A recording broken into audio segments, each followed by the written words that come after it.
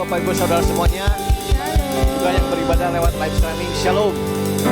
Kita berterima kasih, bersyukur kepada Tuhan kita karena perkenanannya, karena anugerahnya kita kembali boleh diizinkan untuk beribadah kepada Tuhan. Amin. Sebab itu mari kita berikan yang terbaik saat ini. Kita akan bersyukur, kita akan memuji, menyembah Tuhan dengan lebih lagi. Saya udah makin berdiri Bapak Ibu Saudara. Yuk sama-sama tepuk tangan buat Tuhan kita yang luar biasa. Haleluya. Yes. Terima kasih Tuhan. Engkau luar biasa bagi kami Yesus. Yo. Na na na na na na na na na na na na na na na na na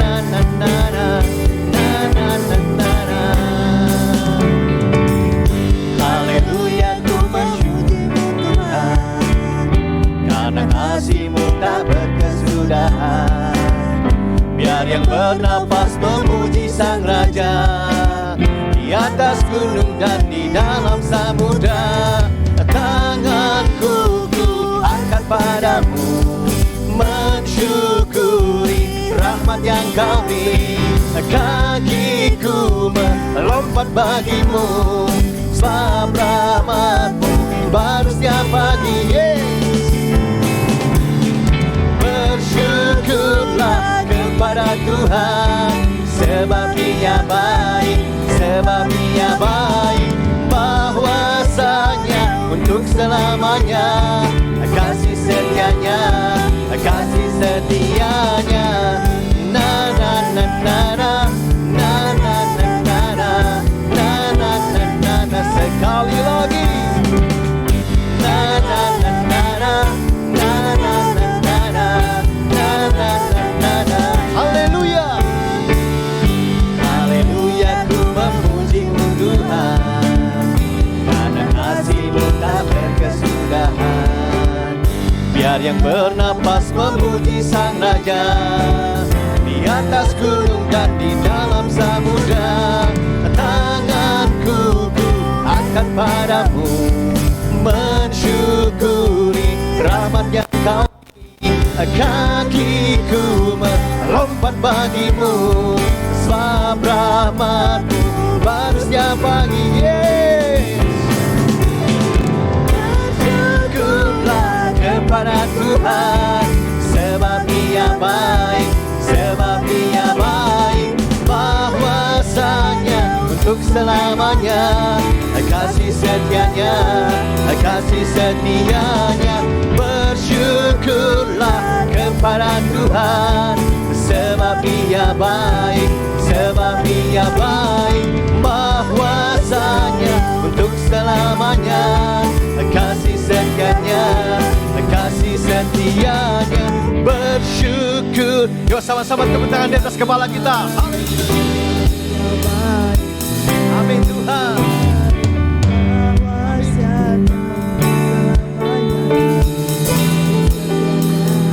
Kasih setianya kepada Tuhan, sebaik, sebab Dia baik. Bahwasanya untuk selamanya kasih setianya.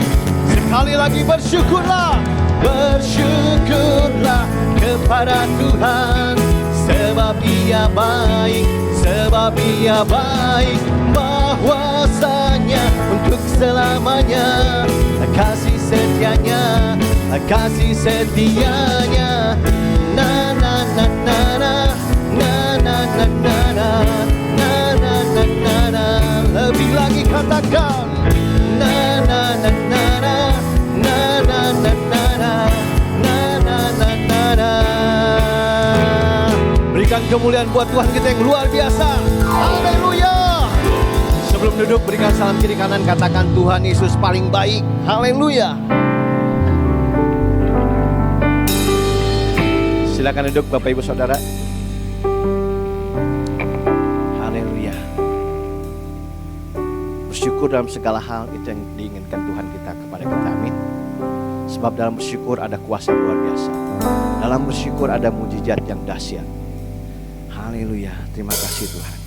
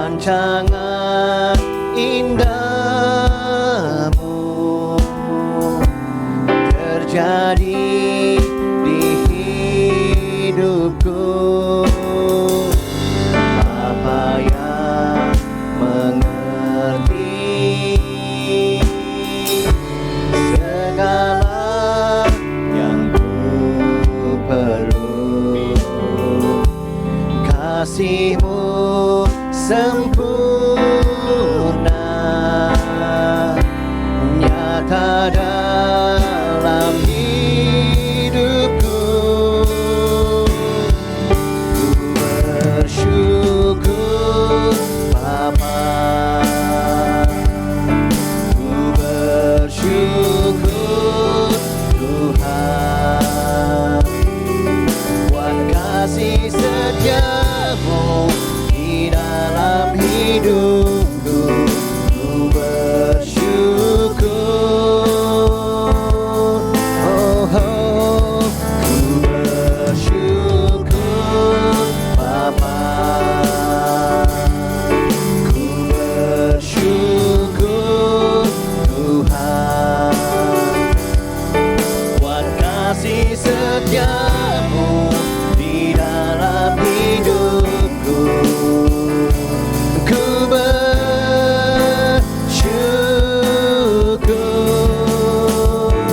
Tuhan. Yes Tuhan, terima kasih buat segala kebaikan-Mu Bapa. Haleluya. Banyak yang Kau perbuat di dalam hidupku. Rancangan indah-Mu terjadi di hidupku. Bapa yang mengerti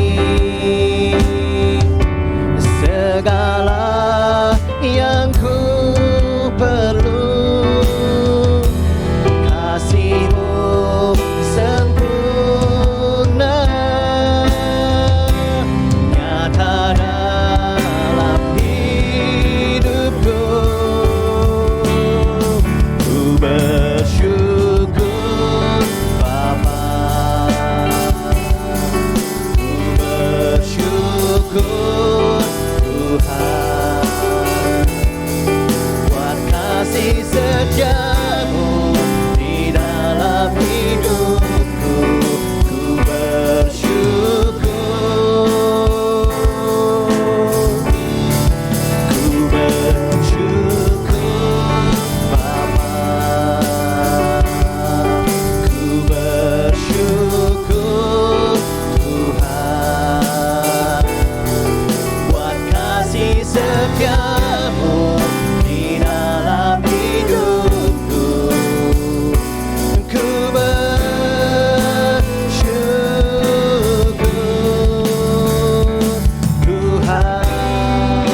Yes Tuhan, hanya bersama-Mu kami aman Tuhan, dalam perlindungan-Mu kami damai Tuhan. Terima kasih Tuhan, Engkau senantiasa menopang kami Tuhan, Engkau senantiasa menuntun kami Tuhan. Tak ada lembah kelam yang kami lewati tanpa bersama Engkau Tuhan. Terima kasih Tuhan. Haleluya.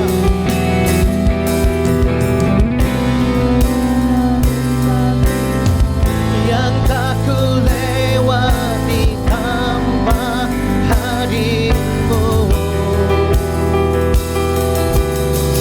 hatiku takkan gentar, sebab ku tahu tangan-Mu yang menopangku. Tak ada lembah kelam, tak ada lembah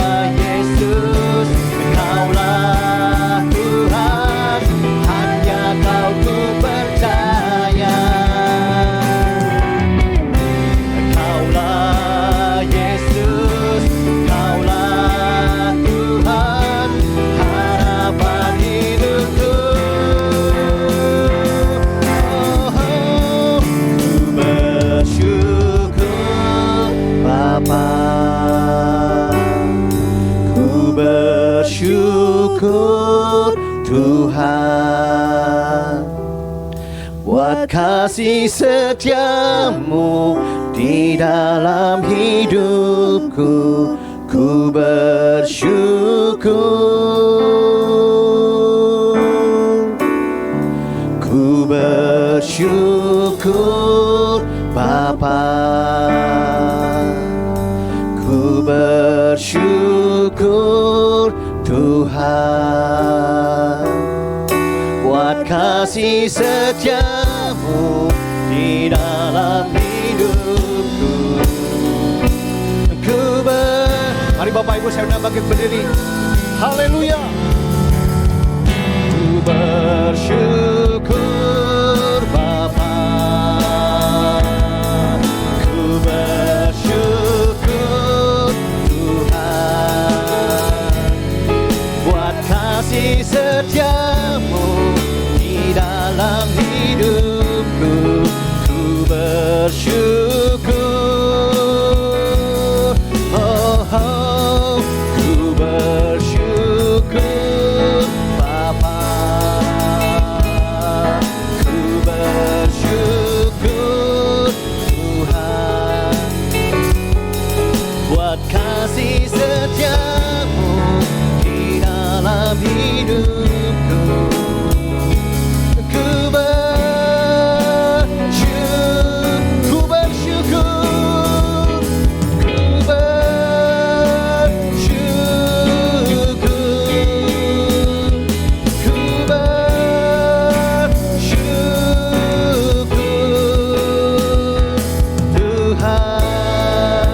kemuliaan buat Tuhan kita. Haleluya. Yes Tuhan, ini pernyataan kami anak-anak-Mu Tuhan, bahwa kami sungguh bersyukur punya Allah seperti Engkau Tuhan. Kami bangga memiliki Allah seperti-Mu Bapa. Terima kasih Tuhan, terima kasih, sebab Engkau baik Tuhan.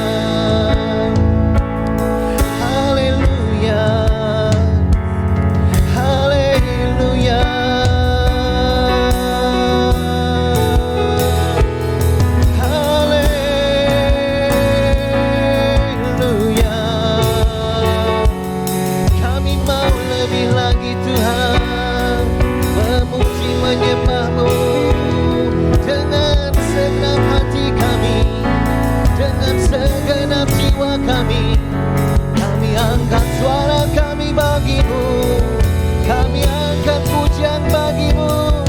Haleluya, haleluya.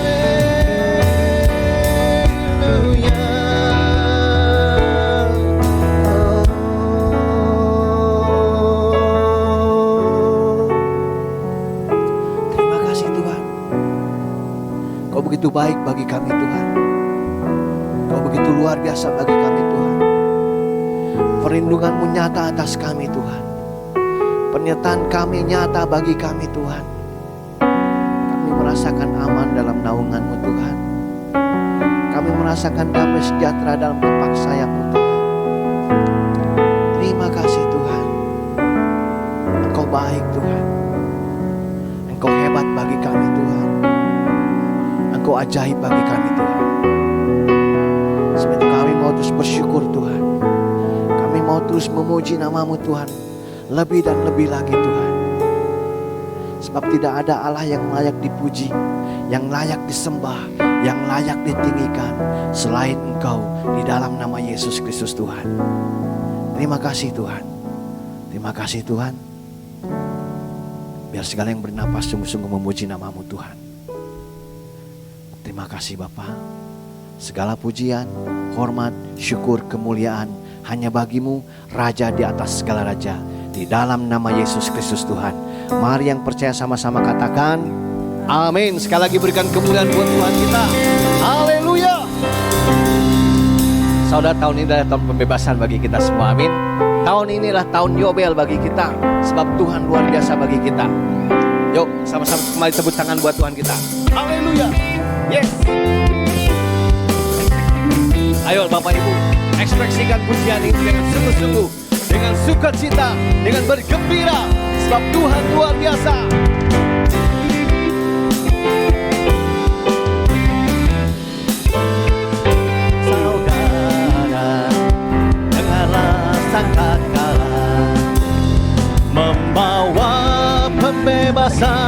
bagi semua orang. Tidakkah kau tahu, inilah tahun Yobel. Angkat tanganmu, bebaskan. Sekali lagi saudara.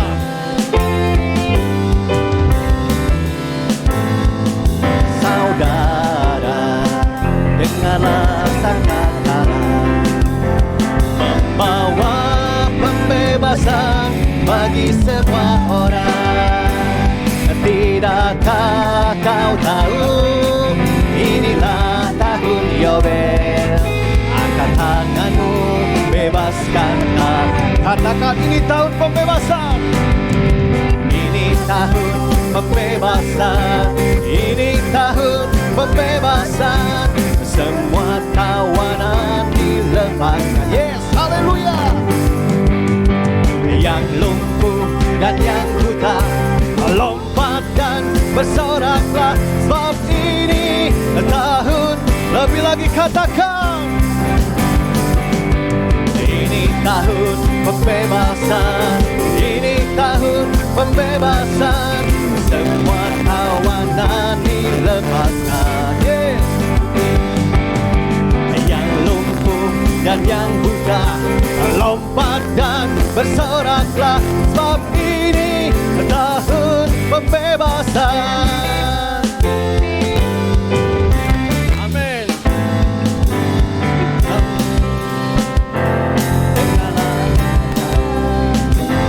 Membawa pembebasan bagi semua orang.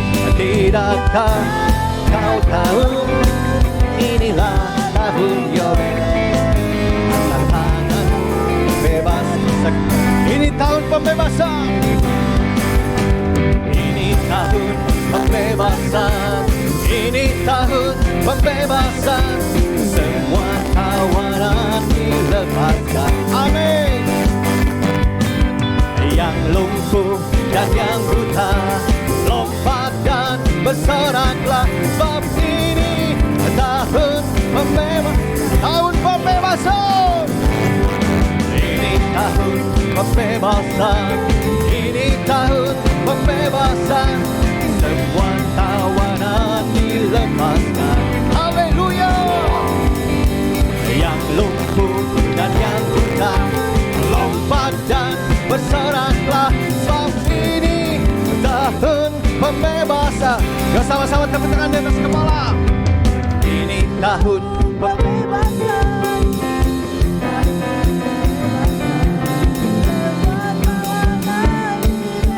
Haleluya. Yang lumpuh dan yang buta, lompat dan bersoraklah, sebab ini tahun. Lebih lagi katakan, ini tahun pembebasan. Ini tahun pembebasan. Semua tawanan dilepaskan. Haleluya. Yang lumpuh dan yang buta, lompat dan bersoraklah, sebab ini tahun pembebasan. Sebab ini tahun pembebasan. Sebab ini tahun pembebasan. Haleluya. Yes. Terima kasih Tuhan.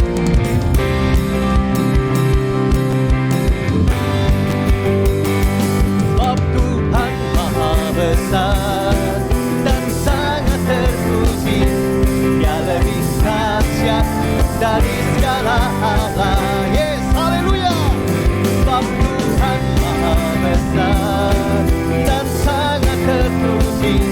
Kuasanya dahsyat menghancurkan. Lebih lagi katakan, sebab Tuhan dan sangat terpuji.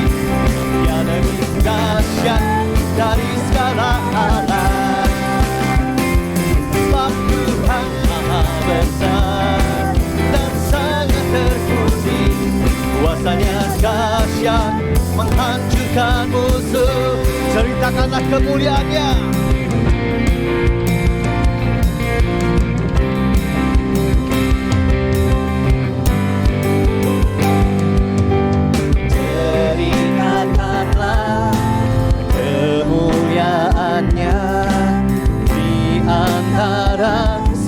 segala bangsa, dan perbuatannya yang sungguh ajaib di antara suku bangsa. Yes, haleluya.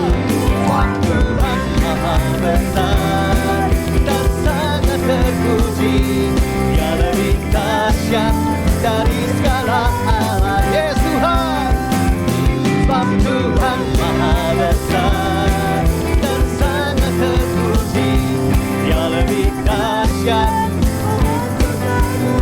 Lebih lagi katakan, sebab Tuhan maha besar dan sangat terpuji, Dia lebih dahsyat dari segala alam.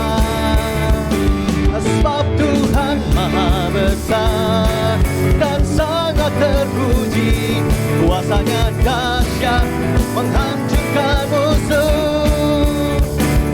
Kuasanya dahsyat, dahsyat, dahsyat, dahsyat, dahsyat, dahsyat, dahsyat, menghancurkan musuh. Haleluya.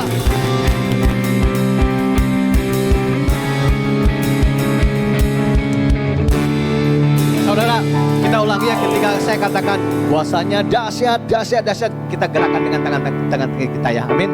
Jadi ketika dahsyat, dahsyat, dahsyat, ikuti gerakan tangan saya, oke? Amin. Yuk sekali lagi. Kuasanya dahsyat, dahsyat, dahsyat, dahsyat, dahsyat, dahsyat, dahsyat, menghancur. Sekali lagi. Sekali lagi. Kuasanya dahsyat, dahsyat, dahsyat, dahsyat, dahsyat, dahsyat, dahsyat, menghancurkan musuh. Haleluya. Dengan bersorak-sorak bagi Tuhan, Tuhan bergembira di atas surga. Amin. Yuk silakan duduk Bapak Ibu Saudara.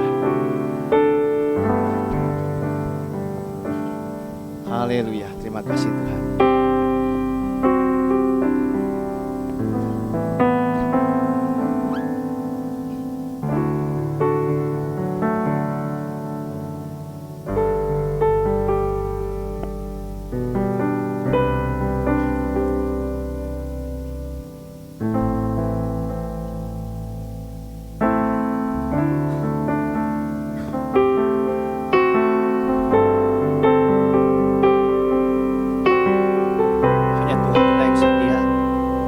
Dia sumber kekuatan kita, Dia sumber harapan kita, Dia sumber jawaban kita yang luar biasa. Terima kasih.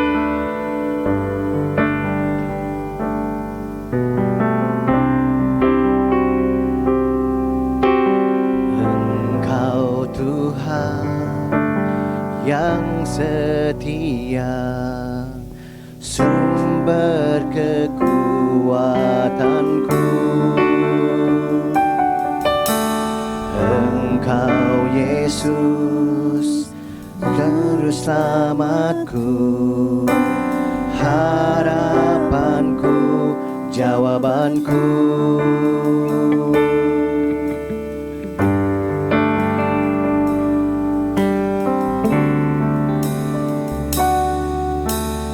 Engkau Tuhan yang setia, sumber kekuatanku. Engkau Yesus, juru selamatku, harapanku, jawabanku. Yesus kau segalanya bagiku, Tuhan dan Rajaku. Kasih sayang-Mu melimpah di dalam hidupku. Salib-Mu tebusku, bebaskanku, sembuhkan aku. Ku percaya mujizat-Mu ku alami sekarang ini.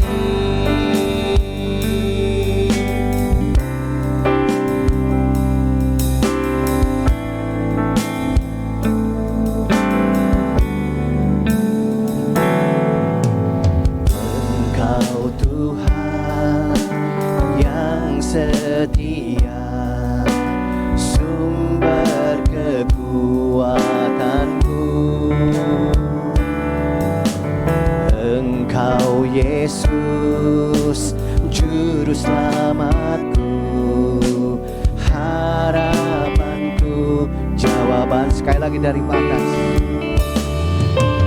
Engkau Tuhan yang setia, sumber kekuatanku.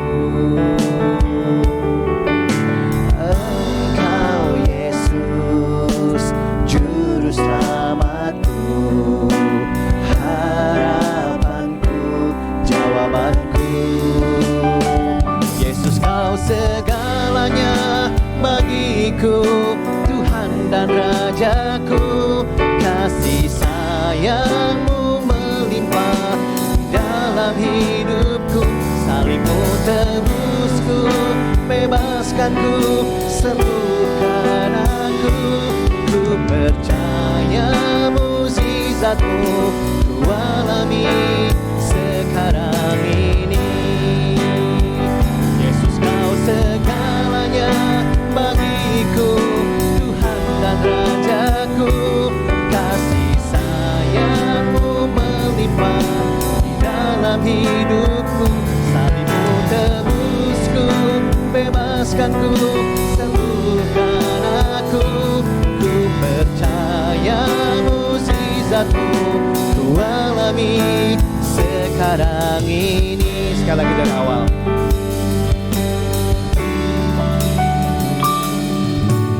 Engkau Tuhan yang setia, sumber kekuatanku. Engkau Yesus, juru selamatku, harapanku, jawabanku. Yesus, kau segalanya bagiku, Tuhan dan Rajaku. Kasih sayang-Mu melimpah di dalam hidupku. Salib-Mu tebusku, bebaskanku, sembuhkan aku. Ku percaya mukjizat-Mu ku alami sekarang ini. Yesus, kau segalanya.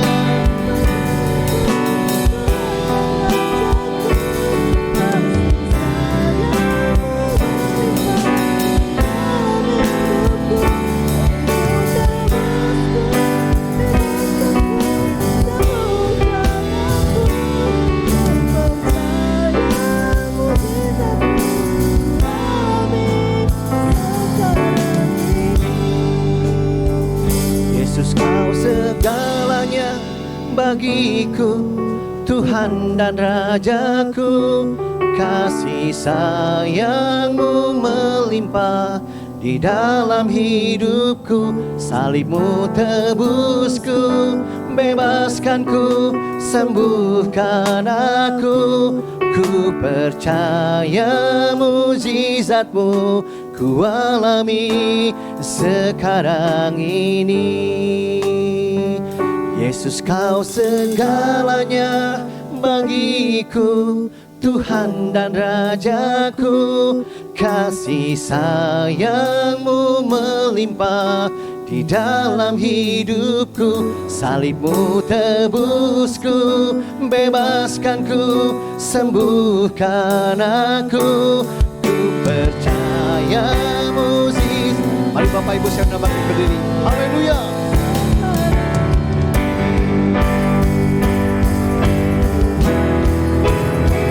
Yesus, kau segalanya bagiku, Tuhan dan Rajaku. Kasih sayang-Mu melimpah di dalam hidupku. Salib-Mu tebusku, bebaskanku, sembuhkan aku. Ku percaya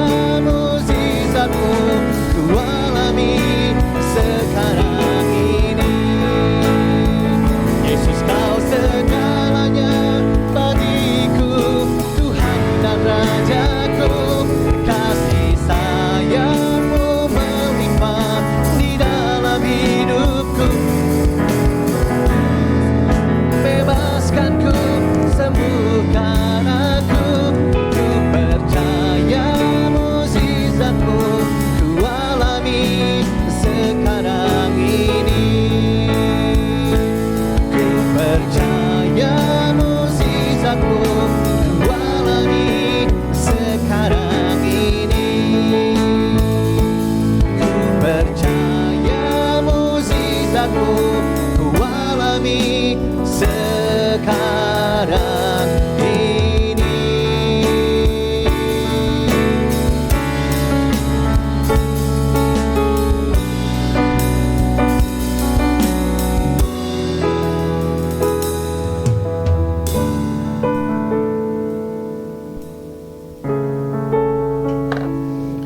Mari kita masuk dalam doa. Bapa di dalam surga, kami mengucap syukur karena kebaikan Tuhan yang luar biasa boleh kami alami dalam hidup kami sehari-hari. Dan hari yang istimewa ini, di mana hari ibadah raya ini kami boleh hadir di tempat ini.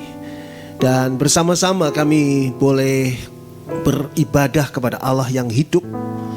Dan sekarang kami akan mendengarkan firman Tuhan. Dan kami percaya firman-Mu Tuhan yang akan menuntun kehidupan kami di dalam dunia yang sangat-sangat penuh dengan mara bahaya, penuh dengan ancaman, penuh dengan hal-hal yang seringkali akan membawa kami ke dalam kehancuran. Tuhan Bapa dalam surga, kami serahkan diri kami masing-masing. Pikiran dan hati kami konsentrasikan, kami pusatkan hanya pada firman Tuhan. Dan biarlah Roh-Mu yang kudus mengurapi kami semua.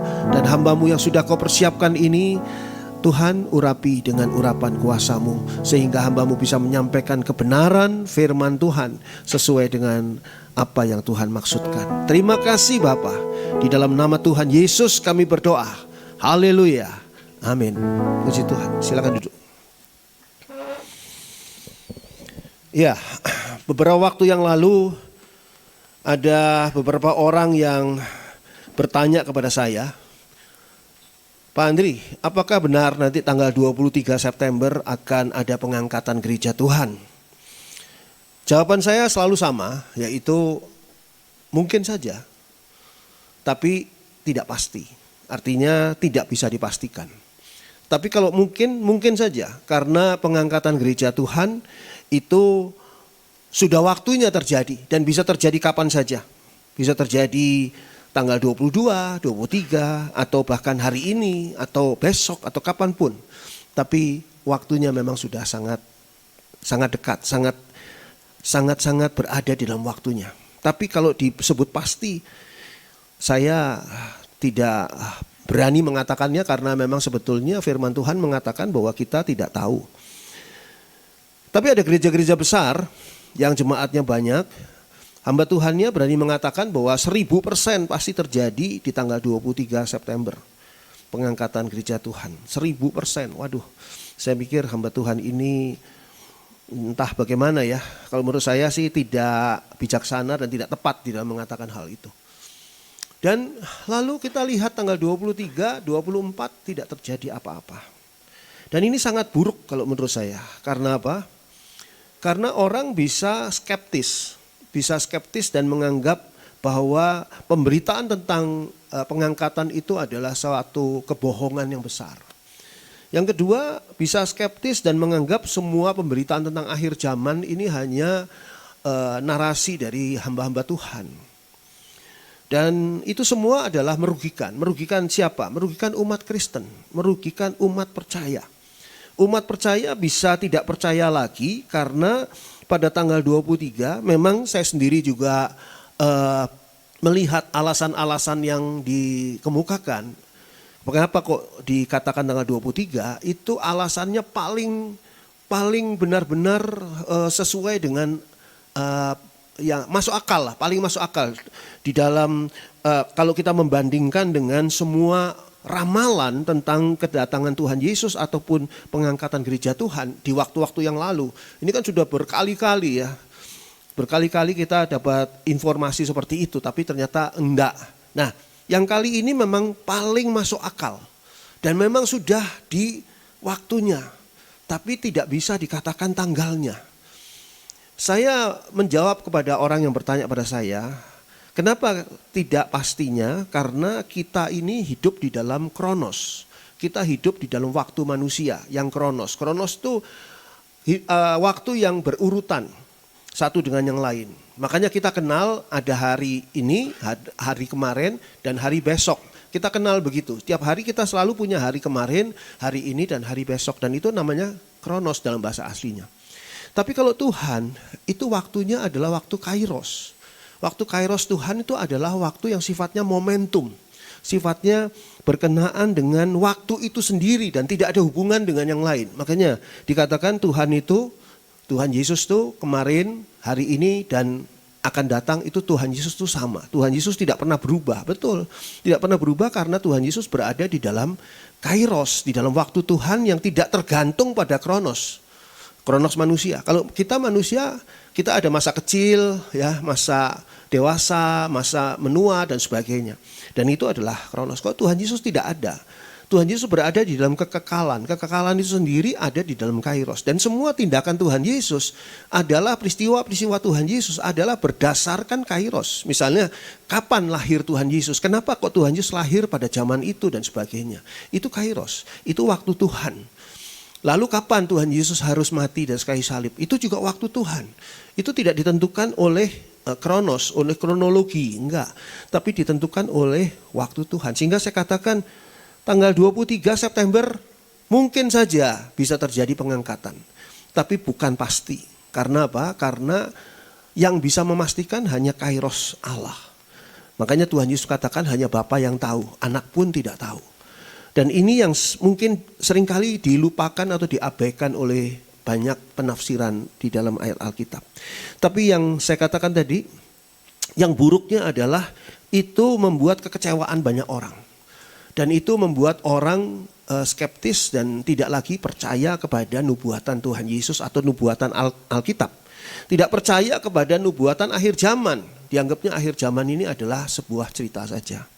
Tapi sesungguhnya kalau kita mau melihat yang sebenarnya, saya mengajak pagi hari ini kita belajar yang sebenarnya. Yang sebenarnya itu harus diambil dari Alkitab sesuai dengan Alkitab dan tidak ditafsirkan dengan cara berpikir kronos. Kita harus melihatnya itu dalam kacamata Tuhan, yaitu Tuhan yang hidup di dalam kairos. Jadi sekali lagi saya mengajak saudara kita semua untuk sama-sama kita melihat ayat Alkitab yang menunjukkan hal yang sebenarnya supaya kita tidak diombang-ambingkan oleh macam-macam katakanlah terjemahan orang ataupun katakanlah apa yang ditafsirkan orang dan sebagainya. Mari saya ajak kita membuka 2 Petrus 3 ayat 10. 2 Petrus 3 ayat yang ke-10.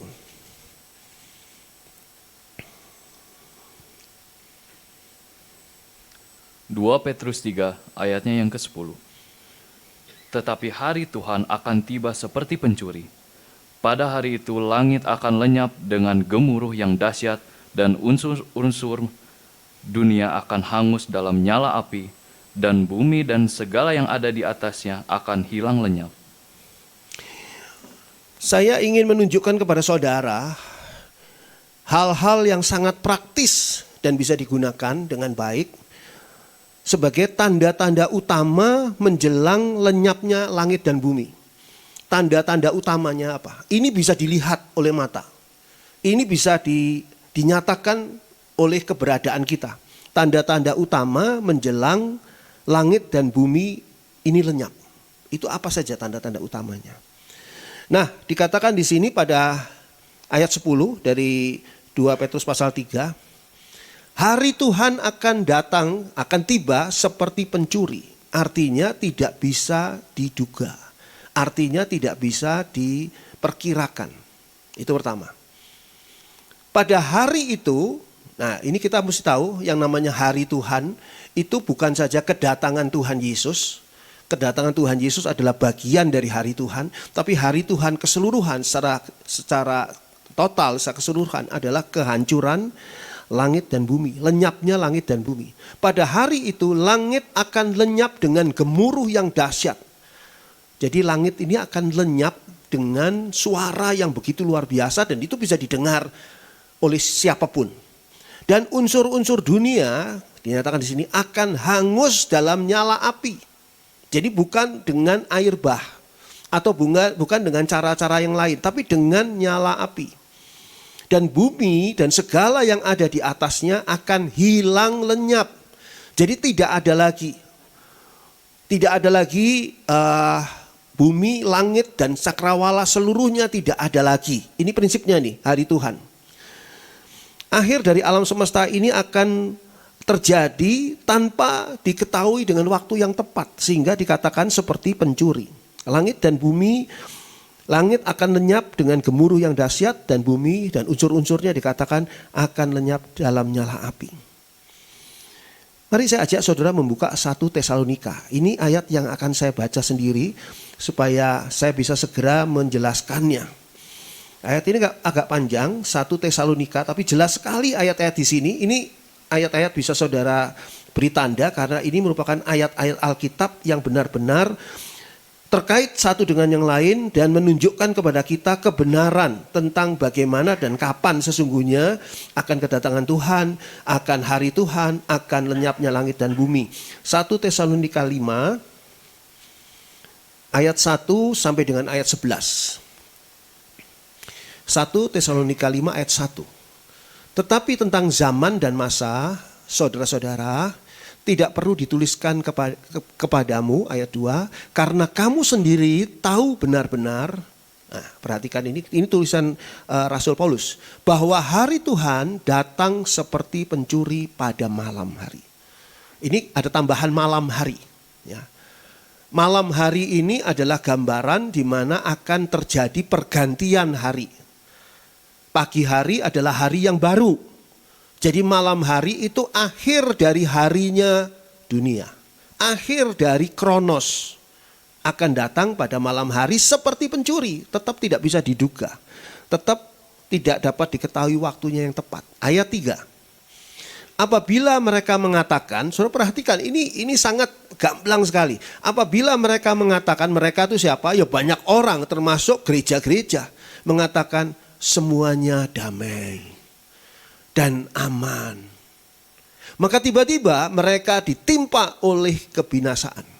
Dunia mengatakan damai, aman. Ini justru perlu hati-hati.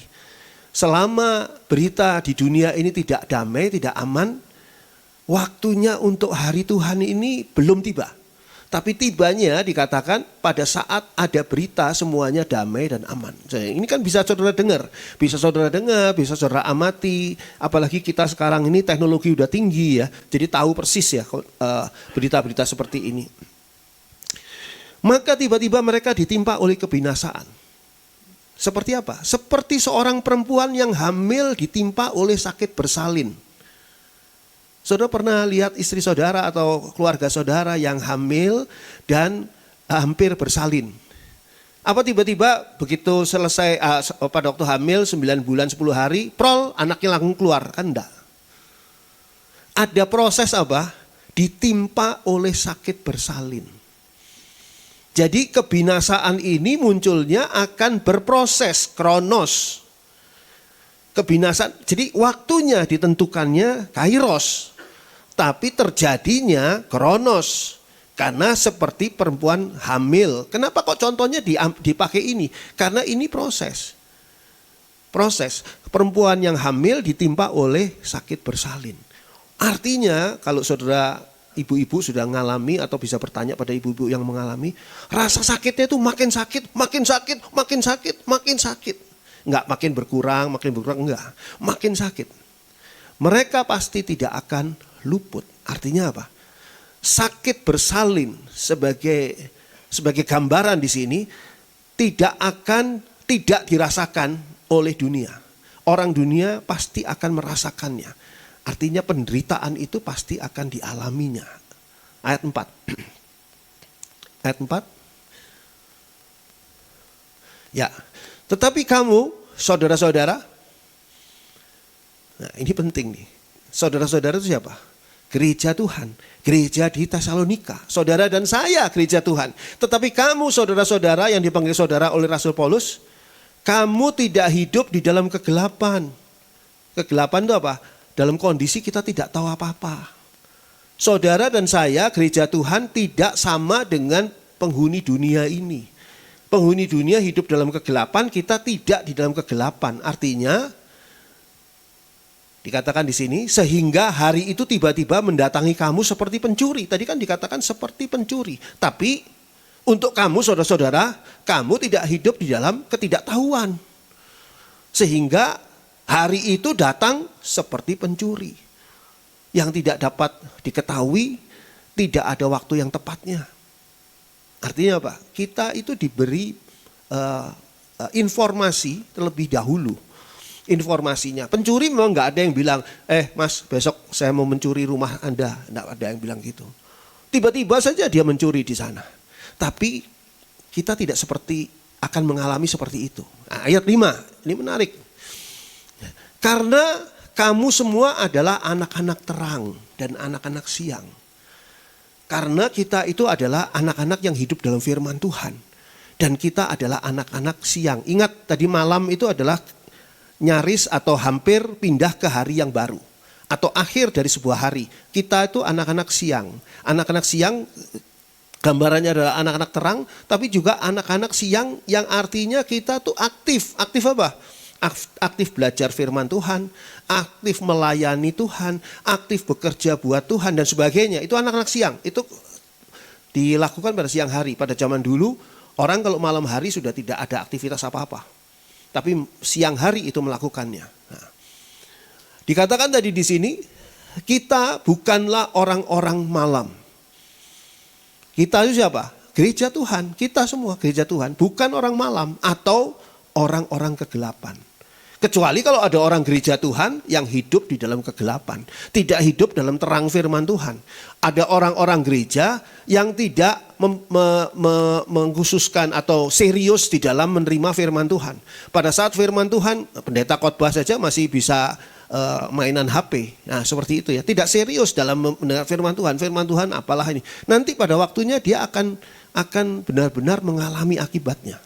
Bukan nyumpahin ya, bukan orang kadang-kadang kalau saya ngomong gitu nyumpahin, enggak. Itu akibat yang akan dialami oleh orang yang secara langsung tidak memperdulikan firman Tuhan. Kita itu orang-orang siang, bukan orang-orang malam atau orang-orang kegelapan. Ayat 6. Sebab itu, baiklah jangan kita tidur seperti orang-orang lain. Tetapi berjaga-jaga dan sadar. Tidur ini bukan berarti tidur di waktu pendeta khotbah, itu juga jangan ya. Cuma maksudnya tidur ini adalah lalai, melalaikan, dinina-bobokkan. Atau dilalaikan oleh banyak hal, oleh kesibukan, oleh ambisi, oleh macam-macam hal.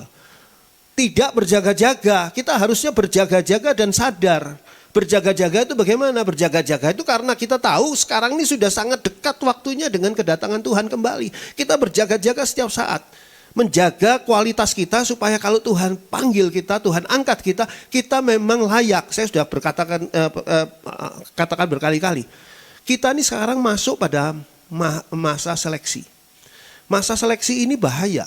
Karena bisa terseleksi untuk diangkat, bisa terseleksi tidak diangkat. Kalau ya di dalam sebuah pabrik katakanlah, produksi itu dilihat oleh QC, quality control, dilihat, wah ini oke, taruh, wah ini enggak oke, taruh sebelah sana, dipisahkan, dan itu yang menjadi masalah. Nah ini ada terjadi di mana saja, di semua gereja, mau gereja besar, mau gereja kecil, mau orang dunia dan sebagainya ya, semua mengalami seleksi. Nah kita berjaga-jaga supaya kita terseleksi masuk di dalam perhitungan gereja yang diangkat. Dan sadar, nah ini orang seringkali tidak sadar. Tidak sadar apa yang sedang dihadapinya. Tidak sadar bahwa ujung jalan ini nanti menuju maut. Sehingga dia tetap jalan di situ, itu orang tidak sadar. Atau tidak sadar bahwa waktunya ini sudah sangat dekat. Dikasih tahu juga tetap tidak sadar. Tidak peduli. Orang tidak sadar tuh menjadi orang yang tidak peduli. Nah ini saya sebetulnya mau memberikan tema ya let's discuss di The Lantern tentang kesadaran. Ini sudah pernah diberikan yang lalu, itu ke-1, ini yang kedua nanti diberikan, tapi jadwalnya diganti. Nah ini adalah hal yang perlu kita lakukan sebagai orang-orang siang. Kalau orang malam itu apa? Tidur, tidak sadar itu orang malam. Orang siang kerja, sadar terhadap semuanya, itu orang siang. Ayat 7. Ayat ke-7. Sebab mereka yang tidur waktu malam. Dan mereka yang mabuk waktu malam. Ya orang sebetulnya zaman sekarang sih bisa aja ya mabuk siang hari. Tapi pada zaman dulu orang mabuk itu mabuk malam hari. Jadi ini adalah perbuatan orang yang tidak peduli dengan apa yang sudah dikatakan oleh firman Tuhan. Ayat 8. Tetapi kita yang adalah orang-orang siang, baiklah kita sekali lagi sadar. Itu pertama sadar. Tidak ada gunanya orang yang tidak sadar. Orang sadar itu yang sadar akan keadaannya, sadar tentang apa yang ditunggunya, sadar akan tujuan hidupnya, sadar. Berbaju sirahkan iman dan kasih. Baju sirah itu adalah baju perang. Kita harus mengenakan iman dan kasih sebagai baju perang. Baju perang melawan siapa? Kuasa kegelapan yang mau menjatuhkan kita. Dan berketopongkan pengharapan keselamatan. Ketopong, helm. Itu adalah dikatakan di sini pengharapan dan keselamatan. Jadi kita tetap harus punya pengharapan. Sedangkan berita pengangkatan tanggal 23 September yang tidak jadi ini, itu bisa menghilangkan pengharapan loh. Itu bahaya sekali. Mungkin ada mereka yang dengar khotbah saya ini juga sudah mulai kehilangan pengharapan. Pengharapan gara-gara tanggal 23 kemarin tidak jadi. Tidak jadi ada peristiwa besar itu. Hati-hati. Kita harus berketopongkan pengharapan dan keselamatan. Artinya tidak boleh melepaskan pengharapan keselamatan kita. Ayat 9. Karena Allah tidak menetapkan kita untuk ditimpa murka. Nah ini perlu perhatikan ini. Allah itu mengasihi kita. Allah bukan saja mengasihi saudara dan saya. Allah mengasihi semua orang yang pernah lahir di dunia. Sejak Adam dan Hawa sampai bayi terakhir yang lahir di dunia. Allah mengasihi. Dan kasih Allah sudah disampaikan kepada semua orang. Tapi hanya gereja Tuhan, hanya saudara dan saya gereja Tuhan yang mau menyambut kasih Allah itu. Nah, orang yang tidak menyambut saja dikasih oleh Allah, apalagi kita yang menyambut. Cuma orang yang tidak menyambut tentu saja tidak menerima kasih Allah. Karena Allah tidak menetapkan kita untuk ditimpa murka. Jadi tidak mungkin Allah itu menargetkan saudara dan saya ditimpa murka. Misalnya apa? Misalnya pada saat saudara lemah, misalnya, saya itu perhatikan orang-orang yang sungguh-sungguh di dalam Tuhan, ketika meninggal dunia, itu tidak kan meninggal dunia kairos loh, bukan kronos, kairos. Orang ada yang sudah parah banget, dokter bilang, mah seminggu lagi meninggal, tetap dia hidup sampai 2 tahun. Itu banyak yang kayak gitu kasusnya. Tapi ada juga yang kelihatannya seger-seger, tiba-tiba serangan jantung, nyut, nah langsung hilang. Itu juga ada. Jadi itu kairos ya, kairos waktu Tuhan. Saya tidak melihat orang yang dipanggil pulang oleh Tuhan melalui itu kematian. Dan orang itu adalah orang yang serius dengan Tuhan. Saya tidak melihat pada saat dia lemah, pada saat dia gagal, pada saat dia sedang, biasanya dia nggak pernah melakukan dosa. Dia sudah bertobat. Tapi pada saat itu dia jatuh dalam dosa. Dan jatuh dalam dosa terus dia meninggal. Nggak ada. Saya nggak pernah lihat orang seperti itu. Orang yang di dalam Tuhan tuh ya. Kalau orang yang di luar Tuhan banyak. Orang Kristen yang mengabaikan pelajaran firman Tuhan ya. Mereka hidupnya tidak di dalam Tuhan. Tentu saja banyaklah kasus yang seperti itu. Sedang berangkat mau melakukan dosa. Naik sepeda motor. Ada ditabrak oleh kendaraan yang besar sehingga dia langsung meninggal di tempat. Ada mereka yang karena bingung, karena kacau pikirannya terus terjun dari lantai sekian gitu ya.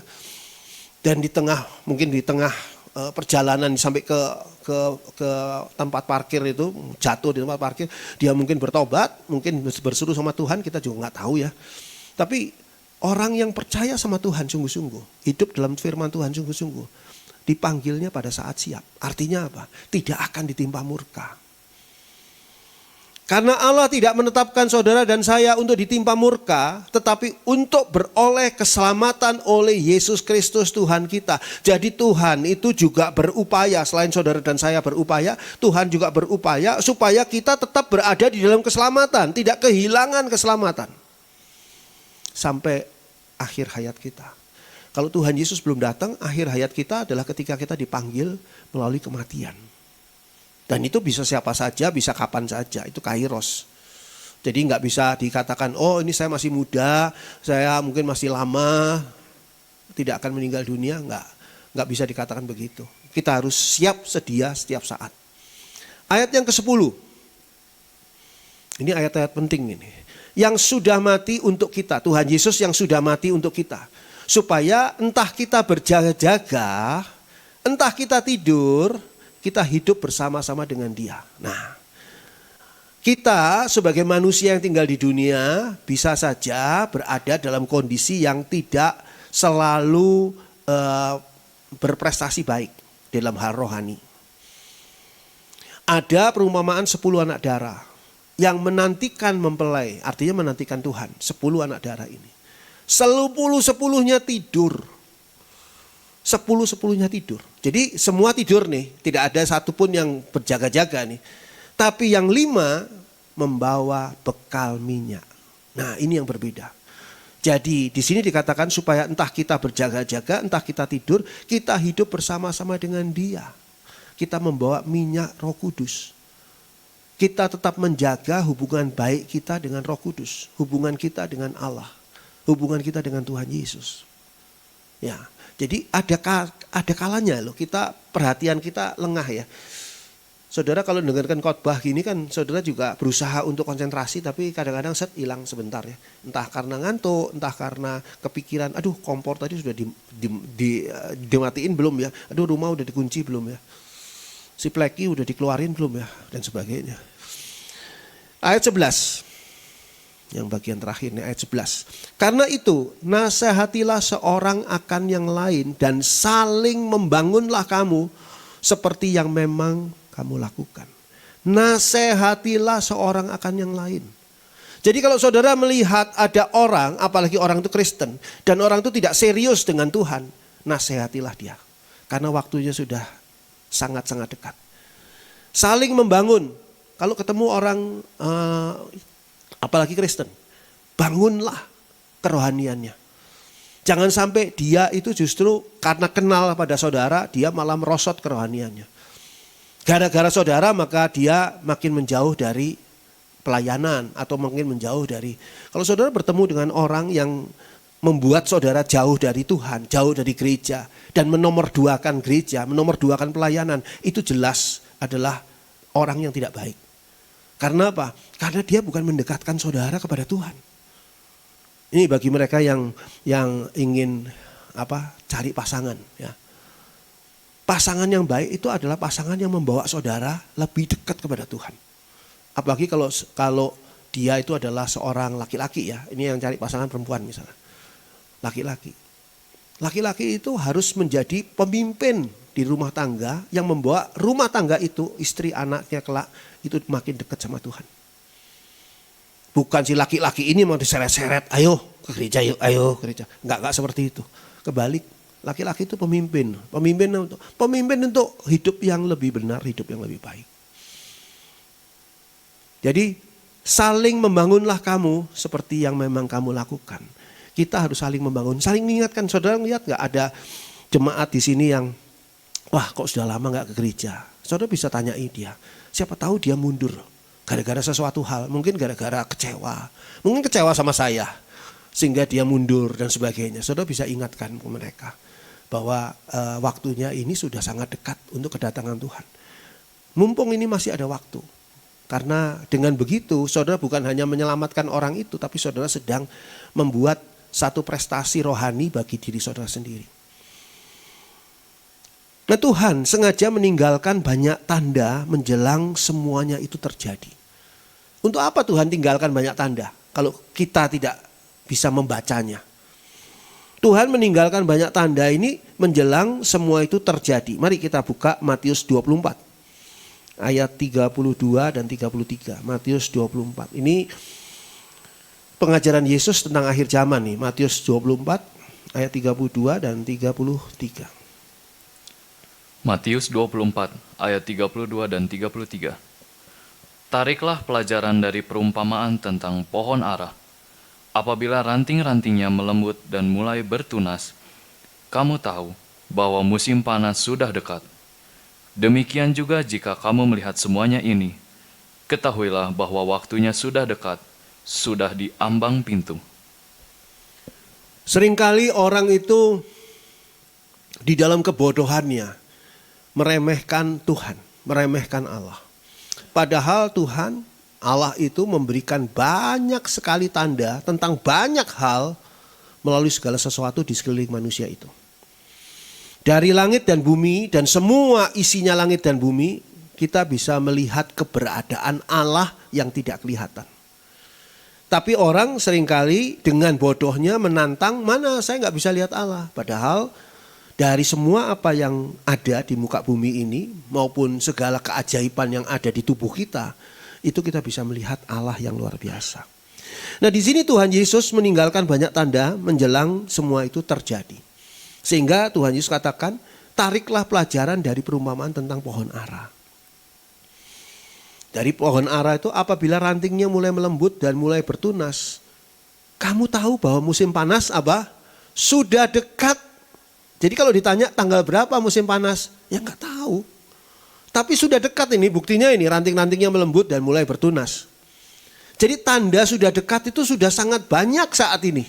Sudah sangat dekat sekali kedatangan Tuhan. Sehingga gampang sekali orang itu menarik kesimpulan tanggal 23 September itu gampang sekali. Karena apa? Karena memang sudah waktunya. Itu rantingnya sudah melembut, sudah mulai bertunas. Jadi kapan musim panas? Tanggal 23. Padahal enggak. Ini sudah dekat. Ayat 33 dikatakan di sana. Ya, 33. Demikian juga jika kamu melihat semuanya ini, ketahuilah bahwa waktunya sudah dekat. Kalau kamu melihat semuanya ini, semuanya itu apa? Tanda-tanda bahwa waktunya sudah dekat. Sudah di ambang pintu. Berarti tinggal masuk nih. Masuknya itu adalah, sekali lagi saya katakan, kairos, waktu Tuhan. Jadi tidak tahu kapan dia masuknya. Sudah dekat. Nah, sekarang kita mau belajar tanda-tanda utamanya apa saja. Kalau tidak selesai di hari ini, nanti kita sambung di waktu yang lain ya. Tanda-tanda utamanya apa saja. Tanda yang pertama, ini yang semua tanda-tanda ini bisa ditangkap oleh panca indera kita ya, semuanya. Jadi bukan hanya melalui roh kita atau perasaan kita, bukan. Ini bisa ditangkap oleh panca indera kita. 1 Tesalonika 4 ayat 16 dan 17.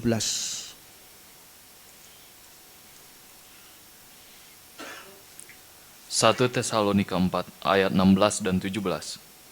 Sebab pada waktu tanda diberi, yaitu pada waktu penghulu malaikat berseru dan sangkakala Allah berbunyi, maka Tuhan sendiri akan turun dari sorga dan mereka yang mati dalam Kristus akan lebih dahulu bangkit. Sesudah itu, kita yang hidup, yang masih tinggal, akan diangkat bersama-sama dengan mereka dalam awan menyongsong Tuhan di angkasa. Demikianlah kita akan selama-lamanya bersama-sama dengan Tuhan. Tanda yang pertama adalah pengangkatan gereja Tuhan. Mari kita lihat sekarang gambar nomor 1. Kita lihat gambar nomor 1, gambar yang sudah seringkali disampaikan di sini. Pertama adalah ada tanda salib. Saya ulangi sedikit. Tanda salib ini adalah tanda kelahiran Tuhan Yesus, kematian Tuhan Yesus, kebangkitan Tuhan Yesus, dan kenaikan Tuhan Yesus ke surga. Turun Roh Kudus, lahirlah masa gereja Tuhan.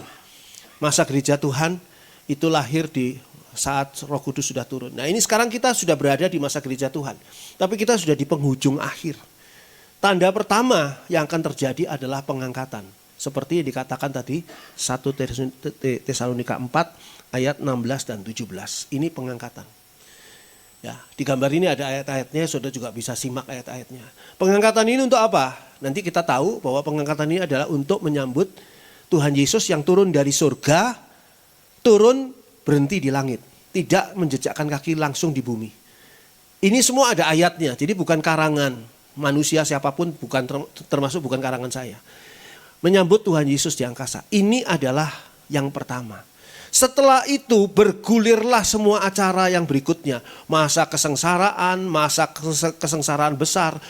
3,5 tahun masa kesengsaraan dan 3,5 tahun masa kesengsaraan besar. Ini bergulir langsung, tidak berhenti. Jadi begitu pengangkatan ini langsung. Yang digambarkan dengan terbukanya meterai. Meterai 1 sampai 7, sangkakala 1 sampai 7, cawan, murka Allah 1 sampai 7. Ini bergulir terus sampai perang Harmagedon. Jadi tanda pertama yang bisa ditangkap oleh panca indera adalah pengangkatan. Nah, kita lihat sekarang pengangkatan seperti apa. Ya. Pengangkatan gereja Tuhan ini adalah juga untuk tujuannya menyelamatkan gereja Tuhan dari penghukuman yang turun atas dunia. Jadi masa kesengsaraan ini adalah masa penghukuman atas dunia. Jadi bukan neraka, bukan neraka. Neraka itu masih lebih serius lagi nanti. Tapi ini penghukuman atas dunia. Gereja Tuhan tidak akan dihukum karena gereja Tuhan sudah diampuni. Saudara dan saya tidak akan mengalami masa kesengsaraan dan masa kesengsaraan besar. Kalau ada yang mengeluh, kenapa ya sekarang kok sudah sengsara saya? Tiap hari sengsara. Itu bukan masa kesengsaraan. Kalau saudara pelajari sungguh-sungguh apa yang terjadi pada masa kesengsaraan dan kesengsaraan besar. Kesengsaraan saudara hari ini itu kecil, gak ada artinya. Memang sih kadang-kadang kita mengalami kesengsaraan. Tapi hal-hal yang buruk yang kita alami saat ini kadang-kadang dipakai Tuhan untuk apa? Untuk mendidik saudara. Untuk mempersiapkan kita. Untuk supaya kita lulus seleksi. Seperti seorang siswa yang akan ujian. Bagaimana dia belajar? Bukan cuma belajar teori. Kadang-kadang mereka belajar apa? Belajar soal. Latihan soal begitu banyak. Apalagi kalau dia les misalnya. Les untuk supaya nanti diterima di perguruan tinggi ujian masuk ke kuliah dan sebagainya. Dia sekarang dilatih untuk mengerjakan banyak sekali soal. Nah sama kita juga mengalami hal-hal yang kurang enak saat ini. Supaya kita lolos ujian dan kita masuk di dalam seleksi diangkat ke awan-awan. Kita tidak perlu mengalami ini. Jadi ini supaya sekarang banyak ya di media sosial ya. Orang-orang yang mengambil potongan-potongan khotbah atau orang-orang yang mentafsirkan secara salah itu membuat banyak orang Kristen bingung karena orang Kristen yang salah. Menurut saya orang Kristen yang salah karena apa? Tidak mau belajar. Diajari gini nggak mau konsentrasi. Nah kalau saudara mau konsentrasi benar, saya beritahu pada saudara, tidak mungkin saudara mengalami masa kesengsaraan dan kesengsaraan besar.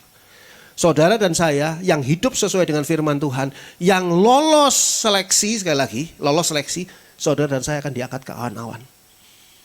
Ini adalah peristiwa yang sangat besar, belum pernah terjadi kapanpun juga, sehingga sebagian orang dunia tidak percaya akan terjadinya ini, skeptis. Karena apa? Belum pernah terjadi. Sesuatu yang belum pernah terjadi bukan berarti tidak akan pernah terjadi. Saudara yang belum pernah punya anak, itu belum pernah punya anak kan? Bukan berarti saudara tidak akan punya anak dong. Suatu saat nanti saudara mungkin punya anak, kan gitu kan? Jadi jangan bilang bahwa ini tidak pernah terjadi maka tidak akan pernah terjadi. Enggak. Ini karena terjadinya satu kali saja pengangkatan ini. Sekali lagi, ini pengangkatan ini harus dibedakan dengan pengangkatan yang ada di masa kesengsaraan dan kesengsaraan besar. Bedanya apa? Pengangkatan ini adalah pengangkatan bersama-sama gereja Tuhan, sebagai gereja Tuhan. Pengangkatan sebagai gereja Tuhan. Kalau ada pengangkatan di dalam masa kesengsaraan dan kesengsaraan besar adalah sebagai pribadi. Pribadi orang itu diangkat, tapi bukan sebagai gereja rombongan besar. Kita yang hidup sesuai firman Tuhan dan lolos seleksi akan naik ke awan-awan di sini. Jadi untuk menyelamatkan gereja Tuhan dari penghukuman yang turun atas dunia. Seperti saat Tuhan menyelamatkan Nuh. Kapan Tuhan menyelamatkan Nuh? Sebelum air bah datang. Bukannya sesudah air bah datang, waduh Nuh kamu diselamatkan sama Tuhan. Diangkat sama Tuhan. Nuhnya lagi berenang-berenang di air bah, diangkat. Enggak. Sebelum air bah datang, Nuh sudah disuruh membuat bahtera, 120 tahun namanya. Dan Nuh sama keluarganya masuk ke dalam bahtera. Masuk semua, komplit, lengkap, bahtera ditutup, baru air bah jerot turun. Gereja Tuhan juga begitu. Setelah gereja Tuhan diangkat ke awan-awan, bahteranya kita di awan-awan, dah semua komplit, baru turun ini. Meterai dibuka. Plak, semuanya langsung berlangsung secara kronologis, secara kronos, berlangsung terus. Tidak ada yang menghentikan. Ini adalah hal yang akan terjadi. Juga seperti saat Tuhan menyelamatkan Lot. Bukannya Sodom dan Gomora ditimpa sama batu berapi dan sebagainya, lahar dan sebagainya. Lot, waduh, gimana ini Tuhan, tolongin saya. Enggak, Lot lari duluan. Lot sama keluarga lari duluan. Setelah Lot dan keluarga lari, keluar dari Sodom dan Gomora, baru Sodom dan Gomora dihajar Tuhan. Nah, sekali lagi di sini juga gitu. Gereja Tuhan diangkat dulu ke awan-awan, lolos, luput, baru hantam dunia. Saya perlu kasih tahu ini karena apa? Karena di dalam pandangan teologi ada 3 pemahaman. Yaitu pengangkatan gereja Tuhan dikatakan di awal sebelum masa kesengsaraan. Ada yang mengatakan pengangkatan gereja Tuhan di tengah masa kesengsaraan. Ada yang mengatakan pengangkatan gereja Tuhan besar-besaran ini terjadi di akhir masa kesengsaraan. Tapi saya beritahukan pada saudara-saudara jangan bingung. Pengangkatan gereja Tuhan pasti terjadi di awal. Karena apa? Itu Lot, itu Nuh. Diselamatkan Tuhan dulu, baru sisanya dihajar sama Tuhan. Kita diselamatkan Tuhan, dunia baru dihajar sama Tuhan. Enggak mungkin kita dihajar sama-sama terus kita ditolongin. Kita dihajar sama-sama, diaduk sama-sama kayak orang ngaduk makanan di panci besar. Terus kita mana ya si Andri, oh ini selamatin gitu. Enggak begitu. Kita sudah keburu babak belur. Kita diselamatin dulu. Baru sisanya dihajar. Ini adalah hal yang perlu kita ketahui.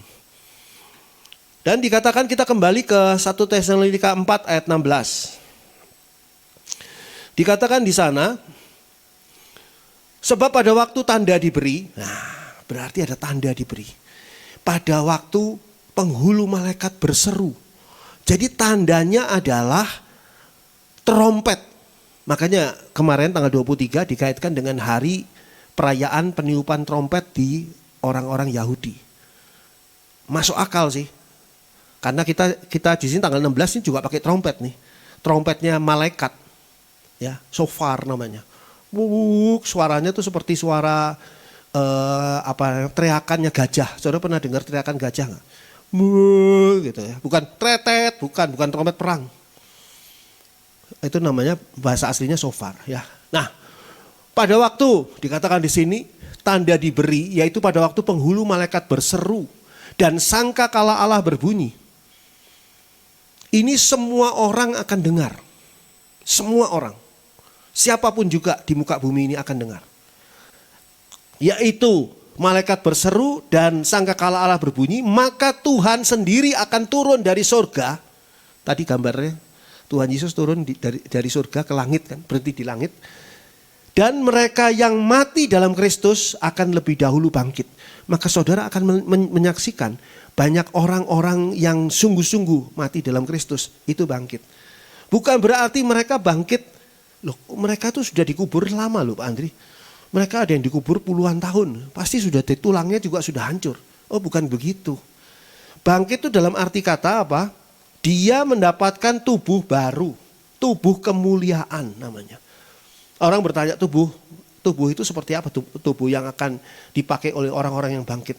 Persis seperti tubuh Tuhan Yesus ketika bangkit. Itu tubuh kemuliaan. Saudara tahu kan istimewanya?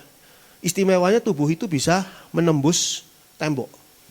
Tubuh loh, tapi bisa menembus tembok. Tapi juga bisa makan ikan. Tuhan Yesus makan ikan di Galilea. Dan Tuhan Yesus nembus tembok ketika murid-murid berkumpul di Yerusalem. Dan itu adalah tubuh kemuliaan. Tubuh kemuliaan itu adalah tubuhnya Tuhan Yesus. Nah dari situ saya berkesimpulan, saya garis bawahi ya, saya berkesimpulan, nggak ada di kitab suci. Tuhan Yesus ketika bangkit dan naik ke surga berusia kurang lebih 33 tahun. Maka saya berkesimpulan, ya sekali lagi ini saya, orang-orang yang bangkit ini akan dibangkitkan dengan tubuh kemuliaan usia 33 tahun, kurang lebih. Tapi ingat gak ada kronos ya, cuma kurang lebih tampilannya begitu. Dia mungkin meninggalnya usia 90 tahun, 80 tahun, udah kakek-kakek, nenek-nenek, tapi ketika bangkit usianya seperti Tuhan Yesus. Menurut saya, gak ada di Alkitab. Ini nanti kita buktikan sama-sama. Ya, saya juga ngomong gitu tidak sembarangan, pasti ada pertimbangannya. Ya, tapi tidak diperlukan hal itu. Usia sudah tidak butuh lagi. Setelah kita bangkit, usia itu tidak butuh lagi. Saudara jangan merasa bahwa nanti saudara di surga akan merayakan happy birthday to you, tiup lilin dan sebagainya. Nggak ada lagi itu. Sebab saudara dan saya sudah tidak hidup dalam kronos. Tidak akan ulang tahun. Gitu. Jadi nikmati ulang tahun saudara di dunia ini. Tiup lilin, gembiralah. Berusaha benar-benar gembira gitu ya. Dan sebagainya. Nah ini adalah yang akan terjadi. Nah lalu ayat berikutnya ayat 17. Kebangkitan itu diikuti dengan apa? Sesudah itu. Jadi yang duluan itu bangkit. Orang-orang itu pada bangkit, dikasih tubuh kemuliaan, duluan mereka. Sesudah itu, ingat loh, sesudah itu waktunya jangan saudara bayangkan, oh ya mungkin sehari sesudah itu, atau seminggu sesudah itu, atau 1 jam sesudah itu. Mungkin 1 detik sesudah itu. Jadi segera, kita yang hidup, misalnya pada waktu itu kita masih hidup, kita yang masih tinggal di dunia, dikatakan apa? Akan diangkat bersama-sama dengan mereka dalam awan menyongsong Tuhan di angkasa. Nah di situ ada pengangkatan. Jadi pengangkatan ini kasat mata gak? Kasat mata. Yaitu kapan? Pada waktu, bukan cuma kasat mata, bisa ditangkap oleh panca indera kita. Trompet Allah berbunyi, seruan malaikat kita dengar, dan orang mati bangkit, dikasih tubuh kemuliaan meskipun sepersekian detik ya. Lalu kita diangkat, itu kita semua melihat dengan mata, dengan menangkap dengan panca indera kita. Itu terjadi, ini janji Tuhan. Demikianlah kita akan selama-lamanya bersama-sama dengan Tuhan. Sejak saat itu saudara dan saya tidak akan terpisahkan lagi dengan Tuhan. Bersama-sama dengan Tuhan. Saat Tuhan Yesus naik, nanti kita lihat setelah itu apa yang terjadi. Tapi pada waktu itu kondisinya adalah sekali lagi bahasa Yunaninya aslinya adalah harpaso. Harpaso itu mengambil secara tiba-tiba artinya. Jadi tadinya nggak mau ngambil, tiba-tiba ngambil gitu, harpaso. Merebut atau merampas dengan kuat dan cepat. Saudara lagi mainan handphone di pinggir jalan, tiba-tiba ada penjamret, set. Itu harpaso, dengan kuat dan cepat HP saudara dijamret. Saudara masih halo, hilang. Disambar dengan cepat. Yang menariknya harpaso ini tidak pernah untuk orang lain. Harpaso ini untuk diri sendiri. Jadi menjamret untuk diri sendiri, merampas dengan cepat untuk diri sendiri. Itu arti kata pengangkatan. Jadi pengangkatan ini akan terjadi sangat cepat. Seperti saudara dan saya dijamret dari dunia ini. Kita itu sangat cepat direbut, dirampas, diambil, disambar dari dunia ini. Sut, langsung. Makanya dikatakan dalam sekejap mata. Sekejap mata apa artinya? Kedipan mata saudara tuh. Kan cepat sekali kedipan mata kita. Cet, sudah langsung berangkat. Jadi enggak proses pelan-pelan seperti ketika Tuhan Yesus naik ke surga, pelan-pelan sampai nanti awan menutup gitu kan. Kita enggak, langsung. Transportasinya itu cepat sekali. Bahasa Latinnya adalah rapturo. Ini asal katanya dari rapture ya. Rapture kan pakai bahasa Latin rapturo. Asal katanya dari raptus. Raptus ini artinya apa? Penculikan. Artinya diambil. Saudara tidak sempat ngomong dulu sama keluarga saudara. Saya berangkat ya. Dah, gak sempat. Saudara bahkan gak sempat selfie. Saudara mau mengeluarkan HP ini tiba-tiba saudara sudah di awan-awan. Sudah gak ada HP saudara. Saudara mau selfie apa? Mau cepat apa? Gak bisa. Saudara seperti orang diculik. Diculik, diambil. Itu arti kata rapturo dalam bahasa Latin. Dalam bahasa Inggris, rapture. Nah ini menarik. Rapture itu juga berarti apa? Kegembiraan yang luar biasa. Atau dalam bahasa Inggris seringkali juga dipakai kata ekstasi. Ekstasi itu adalah kegembiraan yang luar biasa. Sesuatu yang mempersona, sesuatu yang bergairah. Sehingga saya bayangkan pada saat itu kita akan dicabut langsung, dirampas langsung, diserobot langsung gitu ya. Diculik langsung. Tapi kitanya penuh dengan ekstasi, kitanya penuh dengan pesona, kitanya merasa terpesona, kita merasa kegembiraan yang luar biasa, rapture. Kita merasa bergairah. Bukan sesuatu yang, aduh saya belum waktunya, belum siap, aduh saya belum ngomong sama istri saya belum ngomong sama suami saya belum pamitan sama anak saya. Enggak. Saudara akan merasakan kegembiraan yang luar biasa, mempersona dan bergairah. Karena itu adalah satu hal yang sungguh-sungguh ajaib dan luar biasa. Tapi kejadian ini, ya, tadi kan saya beritahu tadi, ada tandanya trompet Allah, shofar. Ada tandanya malaikat Tuhan berteriak. Ada tandanya orang mati di dalam Tuhan Yesus bangkit duluan, ya kan? Tapi sebelum itu apa tandanya? Sebelum itu ada enggak tandanya? Supaya kita bisa siap-siap, supaya kita bisa di sebelahnya kuburannya pendeta atau kuburannya orang yang benar hidup dalam Tuhan, kita siap-siap pakai handphone kita, dia begitu bangkit langsung kita foto gitu. Nah, ada enggak tandanya? 1 Tesalonika 5 ayat 2. Ya. 1 Tesalonika 5 ayat 2. Karena kamu sendiri tahu benar-benar bahwa hari Tuhan datang seperti pencuri pada malam. Lanjut, 2 Petrus 3 ayat 10.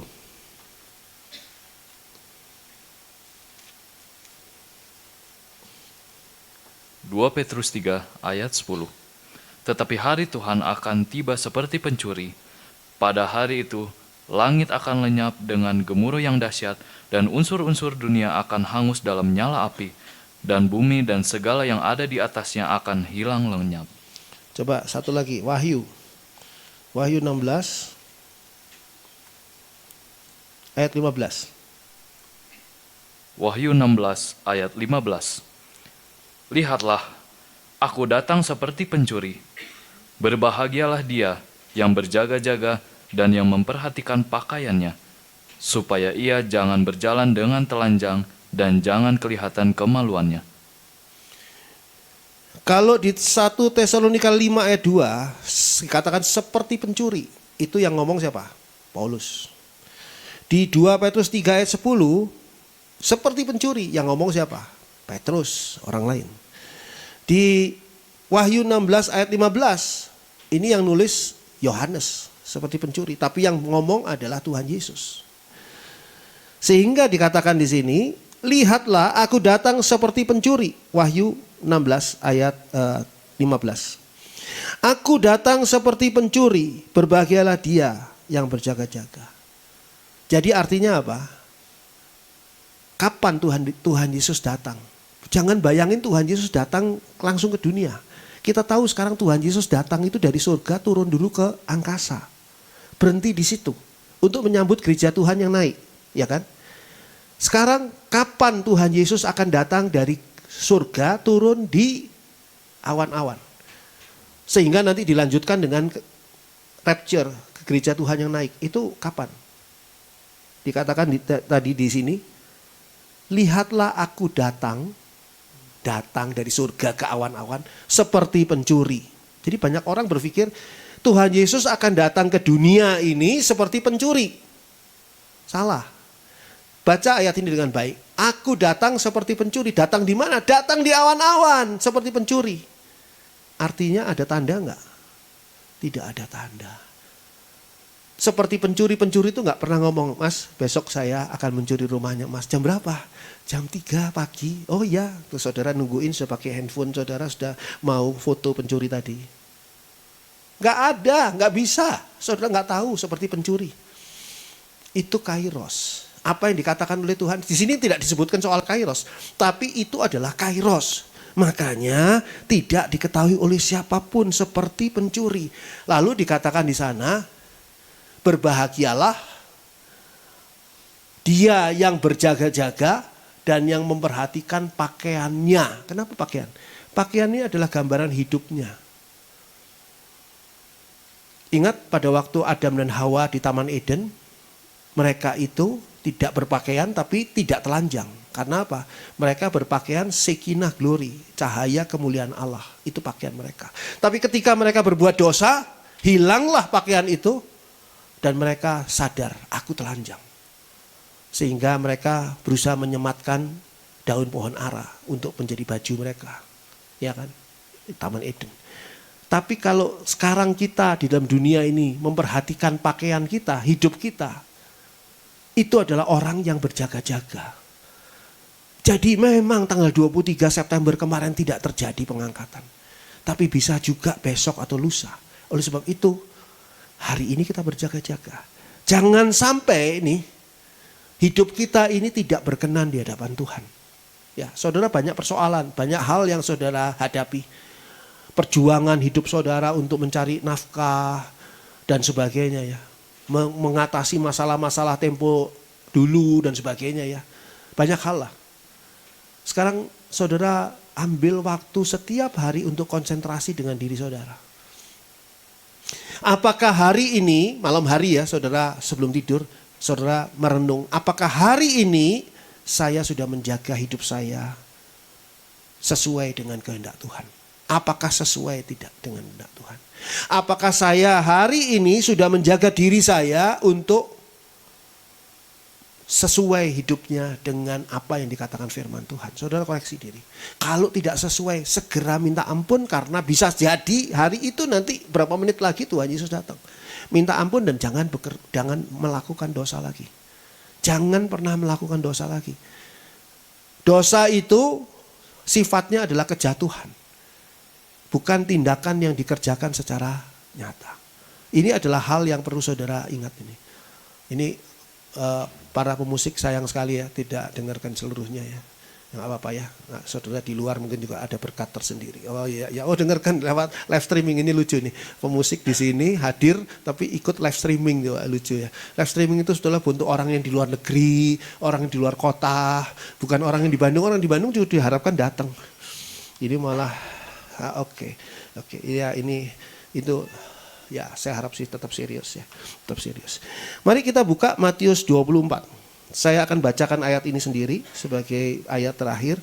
Matius 24. Karena waktunya mungkin enggak selesai ini sekarang. Matius 24 ayat yang ke-36. Matius 24 ini khotbah Tuhan Yesus tentang akhir zaman. Ya. Matius 24 ayat 36 sampai seterusnya sebentar. Ya. Dikatakan di sini, tetapi tentang hari dan saat itu tidak seorang pun yang tahu, malaikat-malaikat di surga tidak dan anak pun tidak, hanya Bapa sendiri. Karena itu adalah Kairos. Ayat 37. Ayat ke-37. Sebab sebagaimana halnya pada zaman Nuh, demikian pula halnya kelak pada kedatangan anak manusia. Jadi zaman Nuh ini menjadi satu, selalu saya katakan Tuhan itu selalu memakai simulasi. Simulasi untuk zaman sekarang ini memakai zaman Nuh. Tapi tidak berarti sama loh, simulasi. Zaman Nuh air, sekarang simulasinya ini adalah dunia akan dihancurkan dengan api. Ya. Sebab ayat 38, sebab sebagaimana mereka pada zaman sebelum air bah itu makan dan minum, kawin dan mengawinkan sampai kepada hari Nuh masuk ke dalam bahtera. Ya, persis kan kehidupan kita juga seperti ini, biasa saja, normal saja, sampai pada hari Nuh masuk ke dalam bahtera. Kalau kita sampai pada gereja Tuhan diangkat ke awan-awan. Ayat 39. Dan mereka tidak tahu akan sesuatu. Tidak tahu akan sesuatu, itu tinggal dalam gelap karena mereka tidak tahu. Sebelum air bah itu datang dan melenyapkan mereka semua. Sebelum dunia ini dihancurkan. Demikian pula lah halnya kelak pada kedatangan anak manusia. Jadi mereka ini orang-orang yang tidak sungguh-sungguh serius. Kristen mungkin tapi tidak serius. Tidak perhatian. Mereka tidak siap-siap. Mereka itu tidak tahu kapan air bah datang. Mereka tidak mau masuk ke dalam bahtera, tidak mau ikut diangkat atau tidak ikut diangkat ke awan-awan. Ayat 40. Ayat 40. Pada waktu itu kalau ada dua orang di ladang, yang seorang akan dibawa dan yang lain akan ditinggalkan. Jadi bukan berarti saudara karena ini Besti saudara, teman baik saudara, pasti dibawa semua ke awan-awan atau diangkat. Ini suami saudara yang sangat saudara cintai, istri saudara yang sangat saudara cintai, akan sama-sama dibawa, belum tentu. Pengangkatan ini berlaku atas setiap orang. Meskipun pengangkatannya barengan, rombongan gereja, tapi ujiannya, tes kelulusannya adalah setiap orang, tidak otomatis. Ayat 41, ini sudah saya beritahukan deh ya, jadi saudara kalau nggak perhatian ya terserah. Kalau ada 2 orang perempuan sedang memutar batu kilangan, yang seorang akan di bawah dan yang lain akan ditinggalkan. Perempuan biasanya gambaran gereja. Ada 2 gereja yang sedang memutar batu kilangan, artinya sedang bekerja, nggak males-malesan 2 perempuan ini. Tapi yang satu dibawa naik ke angkasa, rapture, yang lain ditinggalkan. Hati-hati. Pastikan bahwa saudara ikut masuk yang dibawa. Sebab kalau tidak, saudara akan mengalami masa kesengsaraan di dunia ini. Yang sebetulnya bukan porsi kita, porsi dunia. Ayat 42, karena itu berjaga-jagalah, sebab kamu tidak tahu pada hari mana Tuhanmu datang. Jadi kalau kita sudah bilang tanggal 23 September, berarti kita sudah tahu, berarti ayat ini tidak benar kan? Ayat ini yang benar, karena kamu tidak tahu pada hari mana Tuhanmu datang. Ayat 43, tetapi ketahuilah ini, jika tuan rumah tahu pada waktu mana pada malam hari pencuri akan datang, sudahlah pasti ia berjaga-jaga. Jadi berjaga-jaga itu bukan karena sudah tahu tanggalnya, tapi sudah diperintahkan untuk berjaga-jaga. Jadi beda ya, berjaga-jaga karena sudah tahu tanggalnya, dengan jaga-jaga karena kita sudah diperintahkan. Dan tuan rumah tadi tidak akan membiarkan rumahnya dibongkar kalau dia sudah tahu. Ayat 44. Ya. Sebab itu hendaklah kamu juga siap sedia. Karena anak manusia datang pada saat, nih perhatikan ayatnya bunyinya jelas sekali. Pada saat yang tidak kamu duga. Tidak kamu duga. Jadi orang yang sedang tidak menduga itu ya, pada saat tidak terduga, makanya tadi dikatakan damai, semuanya aman, damai, tenang semuanya. Nah itu tidak diduga kan. Dikira dunia masih akan berlanjut, tidak berlanjut. Tidak kamu duga, akan datang pada saat yang tidak kamu sangkakan, tidak kamu duga. Suatu kondisi yang sangat tiba-tiba. Jadi ini adalah hal yang perlu kita perhatikan. Dan apalagi yang menjadi tanda-tanda utama menjelang lenyapnya langit dan bumi akan dilanjutkan bulan depan. Tuhan memberkati. Puji Tuhan. Mari kita nyanyikan Saat Ku Tak Melihat Jalanmu.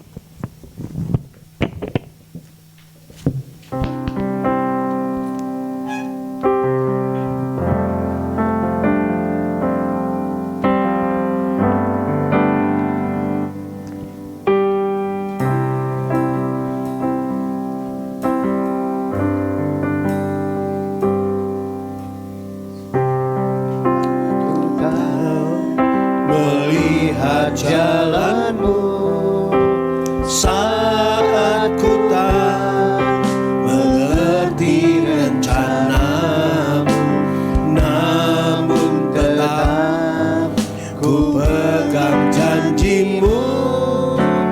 Pengharapanku hanya padamu. Saat ku tak melihat jalanmu, saat ku tak melihat jalanmu, saat ku tak mengerti rencanamu, namun tetap ku pegang janjimu. Pengharapanku hanya padamu. mari kita bangkit berdiri. Hatiku percaya, hatiku percaya, hatiku percaya, selalu ku Hatiku percaya, katakan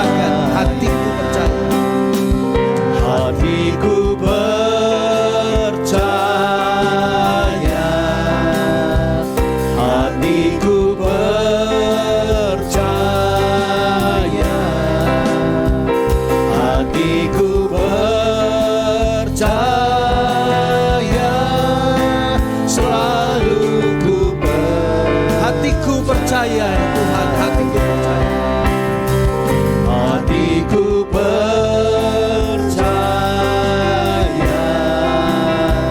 hatiku percaya, hatiku percaya, selalu ku percaya, selalu ku percaya, selalu ku percaya, selalu ku percaya, selalu ku percaya.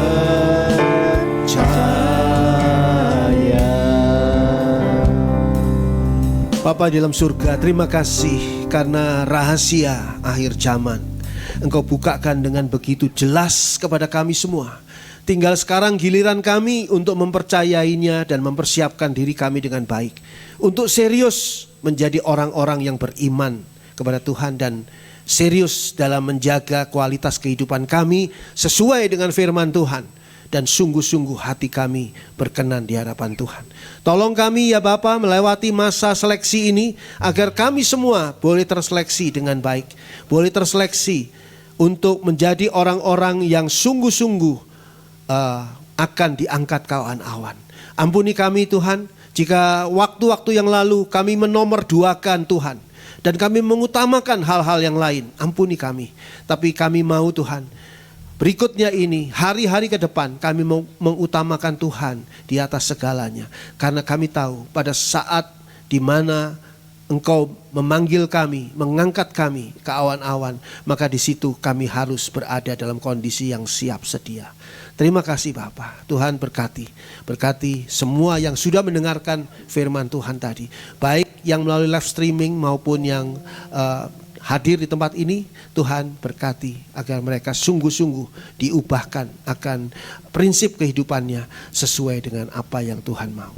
Terima kasih Bapa. Terpuji nama Allah. Dalam nama Tuhan Yesus. Haleluya. Amin. Puji Tuhan. Silakan duduk. Ada beberapa pengumuman yang perlu saya sampaikan. Pertama adalah harusnya hari ini ada acara The Lantern nanti sore, tentang yang sudah saya sebutkan, yaitu kesadaran bagian yang kedua. Let's discuss. Tapi karena ada satu dan lain hal, maka acara ini dipindahkan ke minggu depan, tanggal 5 Oktober jam 17 jam 5 sore sampai selesai. Tetap di sini ya, tetap di gereja. Jam 5 tadi yang diubah tanggalnya saja, minggu depan 5 Oktober. Kesadaran bagian kedua. Ini penting, soalnya orang kadang-kadang merasa diri sadar padahal dia tidak sadar. Dan kalau dia tidak sadar, itu yang berbahaya. Situasi menjadi sangat membahayakan dia. Ya. Lalu hal yang lain, yaitu persiapkan diri saudara untuk mengikuti perjamuan kudus pada kebaktian minggu tanggal 5 Oktober minggu depan jam 8 pagi. Di sini disertai dengan persembahan persepuluhan. Saya setiap kali mengikuti perjamuan kudus, selalu saya menganggap bahwa ini mungkin perjamuan kudus terakhir di dunia, di muka bumi. Sehingga saya berusaha untuk benar-benar maksimal di dalam mengalami perjamuan kudus itu sendiri. Saya mengharap juga saudara bisa sungguh-sungguh di dalam mengikuti perjamuan kudus. Jadi perjamuan kudus disertai dengan persembahan persepuluhan pada tanggal 5 Oktober jam 8 pagi. Iya, lalu bagi jemaat yang ingin melayani Tuhan, silahkan saudara mendaftarkan diri kepada Ibu Heni atau Ibu Lian untuk pelayanan kebaktian anak, untuk tim doa, untuk tim kunjungan, pengatur sound system, pemimpin pujian, penyanyi latar, backing vokal, pemain musik, operator multimedia dan lain-lain. Ya, saudara bisa daftarkan diri saudara di Ibu Heni atau Ibu Lian. Lalu tetap hari Jumat saya undang kita semua untuk boleh hadir di dalam acara Zoom memahami ayat-ayat Alkitab setiap Jumat jam 7 malam lewat Zoom. Saya akan memimpin obrolan itu, obrolan yang santai tapi isinya memang berbobot untuk kita bisa mempelajari tentang firman Tuhan. Saudara juga boleh bertanya tentang seputar khotbah yang tadi ya, Itu banyak sekali pertanyaannya sebetulnya. Bagaimana kalau anak kecil? Bagaimana kalau masih bayi saat pengangkatan? Apakah ikut diangkat? Apakah anak kecil? Bagaimana kalau orang itu dalam kondisi tidak sadar, ya, pingsan, sedang mengalami kondisi koma di rumah sakit? Apakah dan sebagainya? Pertanyaan saudara mungkin masih banyak. Kalau mau tanyakan di hari Jumat dan saat Zoom saya nanti akan arahkan dan kita akan diskusikan sama-sama. Supaya kita mempunyai pengertian yang benar, tidak pengertian yang kira-kira ya asal-asalan, atau pengertian yang salah lebih parah lagi. Ya, saya rasa itu saja dan saya harap mulai dari saat ini seriuslah di dalam menjadi murid Tuhan. Apa gunanya kita jadi murid Tuhan kalau kita tidak serius, buang waktu ya, harus serius. Oke, Tuhan memberkati.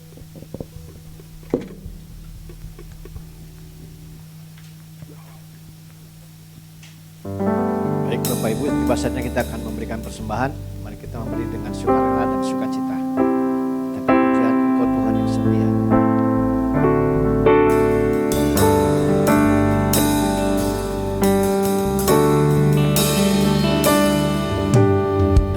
Engkau Tuhan yang setia, sumber kekuatanku.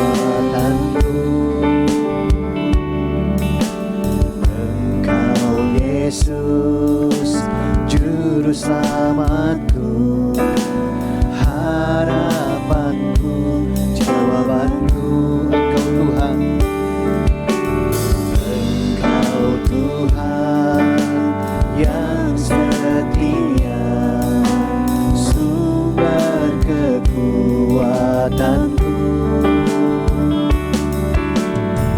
Engkau Yesus, selamatku, harapanku, jawabanku. Yesus kau segalanya bagiku, Tuhan dan Rajaku. Kasih sayangmu melimpah di dalam hidupku. Salibmu tebusku, bebaskanku, sembuhkan aku. Ku percaya mukjizatmu ku alami sekarang. Mari Bapak Ibu saya undang bangkit berdiri. Yesus kau segalanya bagiku, Tuhan dan Rajaku. Kasih sayangmu melimpah di dalam hidupku. Salibmu tebusku, bebaskanku, sembuhkan aku. Ku percaya mukjizatmu ku alami sekarang ini. Ku percaya mukjizatmu ku alami sekarang ini. Ku percaya mukjizatmu ku alami sekarang ini. Bapa di dalam surga, biarlah ibadah hari ini boleh menyenangkan hatimu. Karena sungguh kami hanya ingin menyenangkan hati Tuhan dan ingin mendapatkan berkat yang datangnya dari firman Tuhan. Dalam ibadah ini karena kami tahu Tuhan, itulah yang akan memperkaya kehidupan kami. Itulah yang akan menolong kami untuk mengatasi segala hal yang harus kami atasi dalam kehidupan kami. Mari Bapa, Engkau berkati setiap orang yang hadir pada pagi hari ini, yang sungguh-sungguh hatinya diarahkan kepada ibadah yang benar dan sungguh-sungguh hatinya diarahkan kepada firman Tuhan. Begitu juga yang ada di live streaming yang hatinya sungguh-sungguh diberikan untuk Tuhan di dalam mendengarkan firman Tuhan dan beribadah melalui live streaming. Tuhan berkati kami semua. Kami percaya Tuhan kuasa-Mu sedang bekerja. Bapa dalam surga, berdoa juga bagi mereka-mereka yang biasanya bergabung bersama dengan kami, hari ini tidak hadir di sini. Kami tidak tahu mereka ada di mana atau sedang apa, tapi kami serahkan mereka ke dalam tangan Tuhan. Tolong Tuhan agar mereka pun tidak ketinggalan pada saat pengangkatan kelak. Maka mereka serius di dalam berjaga-jaga dan mempersiapkan diri mereka. Terima kasih Bapa dalam surga. Berdoa juga untuk bangsa dan negara kami Indonesia yang sedang menghadapi kondisi-kondisi yang mungkin banyak hal yang berbahaya dan mengancam bangsa dan negara kami Indonesia yang tidak diketahui oleh rakyat banyak. Tapi kami tahu Tuhan, Engkau menjaga dan melindungi kami semua, khususnya gereja-Mu Tuhan di negara ini. Tuhan jagai, Tuhan peliharakan dengan kuasa Tuhan, dan Tuhan tetap membuka kesempatan bagi kami untuk mengabarkan Injil dan mengajak mereka-mereka yang hidupnya masih dikuasai oleh dunia untuk boleh menjadi orang-orang percaya yang hidup sesuai dengan firman Tuhan. Terima kasih Bapa dalam surga. Sekarang kami buka hati kami untuk berkat Tuhan. Dicurahkan berkat yang datangnya dari Allah di dalam kasih dan kemurahan Tuhan Yesus Kristus, di dalam persekutuan Allah Roh Kudus yang senantiasa menyertai kita dari saat ini sampai ketika Tuhan Yesus datang di awan-awan menjemput kita semua, membawa kita masuk di dalam surganya yang mulia. Terpuji nama Allah di dalam nama Tuhan Yesus. Haleluya. Amin. Bapa, terima kasih. Bapa, terima kasih. Bapa di dalam surga,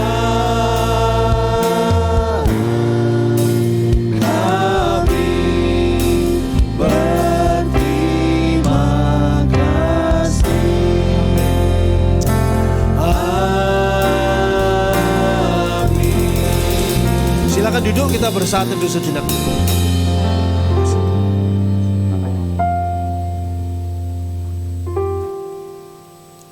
Selamat pagi, Tuhan memberkati kita semua.